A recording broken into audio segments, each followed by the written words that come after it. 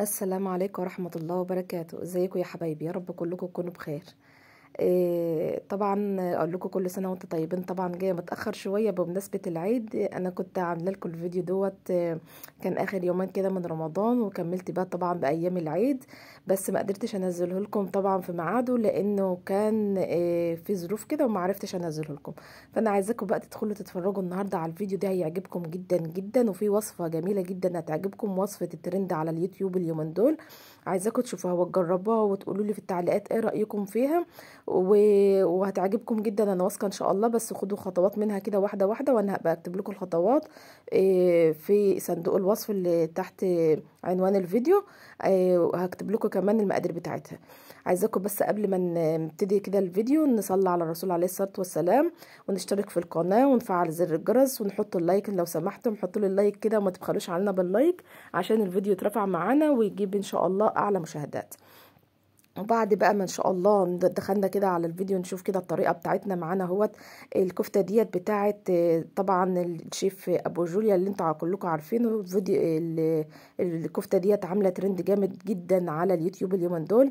طبعا زي ما انتوا كنتوا شايفين كده مقاديرها، هي في الاول قطعنا الطماطم وقطعنا البصل اي حجم زي ما انتوا عايزينه، وبعد ما بنقطعه بنحط عليه الملح وفلفل اسمر، وبندخلهم كده الفرن يعني على الشوايه من فوق عشان ينزلوا الميه بتاعتهم، يتبلوا بس كده بسيط كده. احنا مش عايزينهم يتحمروا، احنا عايزينهم يتبلوا بسيط على ما نعمل الكفته بتاعتنا. عندنا هنا عندنا نص كيلو كفته مفرومه، وعندنا بصلايه متوسطه الحجم، وعندنا 4 فصوص من الثوم بنفرمهم طبعا في الكبه. وبعد ما بنفرمهم في الكبه كده بناخدهم نحطهم على اللحمه المفرومه، وبنحط التوابل بتاعتنا. بنحط الملح والفلفل الاسمر، بنحط بهارات اللحمه، بنحط البابريكا معلقه صغيره كده من البابريكا، وطبعا بنقوم يعني خلطينها بقى مع بعض كده. لما زي ما انتوا شايفينها كده قدامكم بتخلط كل التوابل مع بعض والبصل وكل حاجه، وبعدين بنصبحها زي ما انتوا كده شايفين عشان على ما اهي على ما الصينيه خرجت من الفرن.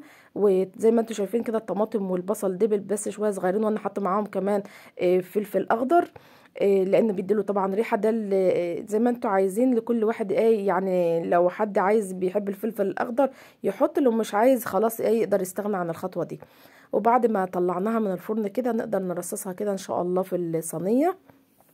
نرصص كل بقى النص كيلو اللحمه المفرومه اللي قدامنا ده بعد ما عملناه صوابع. ممكن تعمليه صوابع، ممكن تعمليه اي شكل انت عايزاه عادي خالص، بس هي كانت طبعا الوصفه الاساسيه ان معموله صوابع كده بالطريقه دي، عشان كمان هندخلها تاني على الشوايه. زي ما انتوا شايفين كده انا رصصتها اهو، وهندخلها كده على الشوايه ان شاء الله. برضو تنزل برضو الميه بتاعتها مع البصل والطماطم والفلفل الاخضر. هتنزل برضو الميه بتاعتها لان الميه بتاعتها ديت هي اللي احنا هنعمل بيها الطحينه اللي هتنزل على الكفته. الوقت هتشوفوا معايا طريقه جميله جدا وسهله جدا. عندنا طحينه بيضه، هنجيب طحينه بيضه، تمن طحينه او نص طحينه، او ممكن زي ما انتوا تحبوا على المقدار اللي انتوا بتحبوه. هنحط عليه عصره ليمون، وهنحط عليه نص كوبايه زبادي او معلقتين كبار زبادي. هنحط عليهم الملح ونطره كمون صغيره من اللي احنا عندنا كده، اللي ما يحبش طبعا الكمون بس هي اساسي طبعا في الوصفه.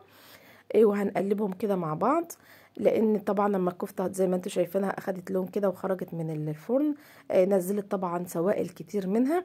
هتشوفوا دلوقتي معايا، شايفين السوائل قد ايه؟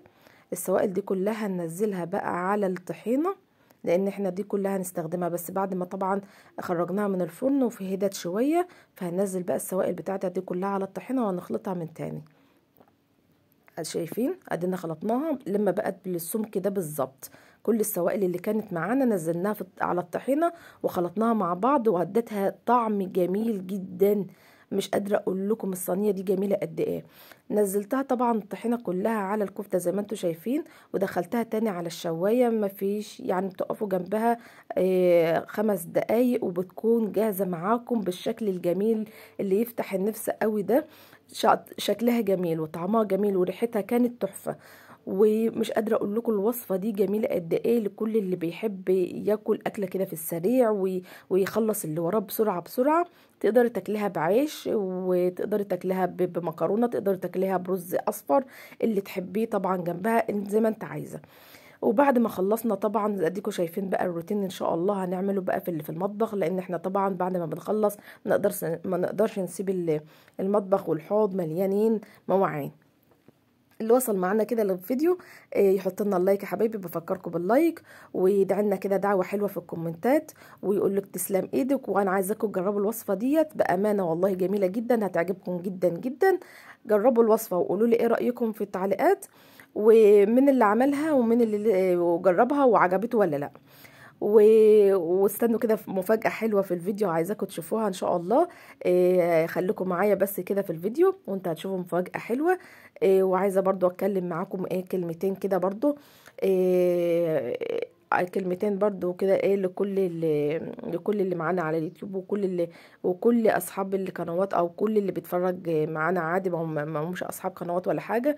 احنا بس عايزين نبقى نخلي الفيديو تحطوا لنا اللايك وما تبخلوش علينا فيه، وعشان الفيديو يترفع معانا، لان المشاهدات طبعا بتبقى ضعيفة جدا، وكل واحد بيدخل على اليوتيوب وبيفكر ان هو مثلا هيشتغل على اليوتيوب فيديو او اتنين، وممكن يلاقي فيه تفاعل كبير او تفاعل قليل، وفكر ان هو كده هيقبض على طول. طبعا ما فيش حاجة من ديت على اليوتيوب، لازم تعب، واحنا بنتعب على الفيديوهات دي جدا، بنتعب عليها تصوير، وبنتعب عليها مونتاج، وبتاخد مننا مجهود كبير. هي ال10 دقايق اللي انتوا بتشوفوهم معانا دول مش بيبقوا كمية التعب اللي احنا بنشوفها. ده ممكن نكون بنصور اليوم كله، وممكن يكون بنصور كمان باليومين.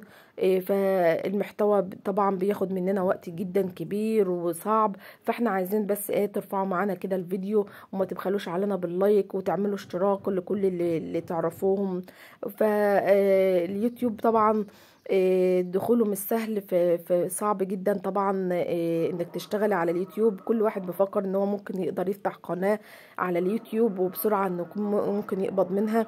بالعكس، ده شغل متعب جدا وصعب، وعايز مجهود، وعايز صبر، وعايز تصوير كتير، وعايز انك تقدري ان كل يوم تقومي تشتغلي على قناتك عشان تقدري انك تقدري تكسبي منها اي حاجة. لان طبعا انتوا عارفين ان لازم لها شروط ولازم تتحقق، والشروط دي مش هتتحقق طبعا غير انكم تقفوا معانا طبعا يا حبايبي، وتدعمونا، وما تبخلوش علينا باللايكات.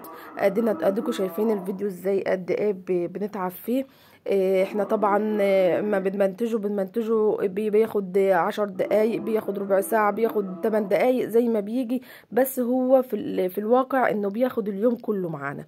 فيا حبايبي يا ريت يعني تقفوا معانا، وتقفوا جنبنا، وتدعمونا، وتشتركوا عندنا في القناة، تفعلوا زر الجرس عشان يوصل لكم مننا كل جديد. واحنا اي وصفات من نقدر نعملها لكم في تستفيدوا منها، ونعلمكم ونشجعكم برضو بالروتين اللي احنا بنقوم نعمله بعد ما بنخلص حاجتنا في البيت.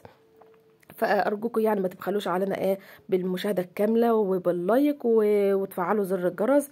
وانا عايزاكم تتكلموا معايا كده في الكومنتات، وتقولوا لي ايه رايكم في الفيديو، ايه اللي ممكن اعمله يعجبكم اكتر، ايه اللي غيره، ايه اللي انا استبدله، يعني ايه افكار. قولوا لي افكار ان انا اعملها الفيديو الجاي. واديكم شايفين دلوقتي انا عملت الصينيه ديت في شهر رمضان، كانت والله العظيم روعه روعه روعه. دي صينيه الكنافه بالجيلي والكريم شانتيه والموز. الصينيه دي قد ايه كانت جميله جدا، ودي المفاجاه اللي انا بقول لكم عليها في الفيديو. يا ريت تجربوها، انا كنت عامله لها فيديو بتاعها، يا ريت تجربوها، هي موجوده على القناه. يا ريت تجربوها وتقولوا لي ايه رايكم فيها. بجد بجد مفاجاه وقنبله، طعمه جدا جدا، مش قادره اقول لكم الطعم بتاعها روعه ازاي.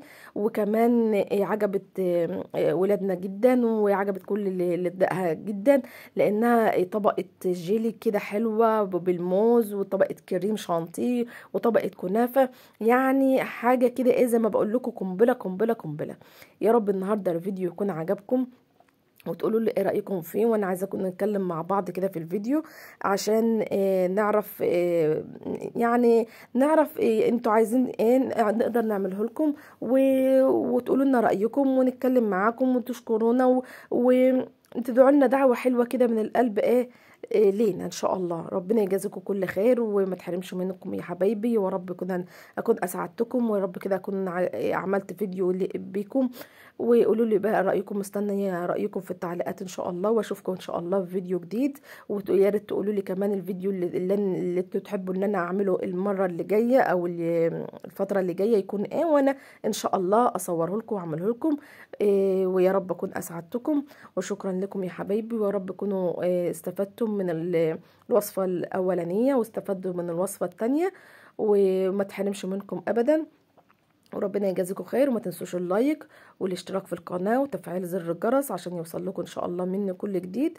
وما تحرمش منكم يا حبايبي. مصرية من دمياط، مع السلامة يا حبايبي.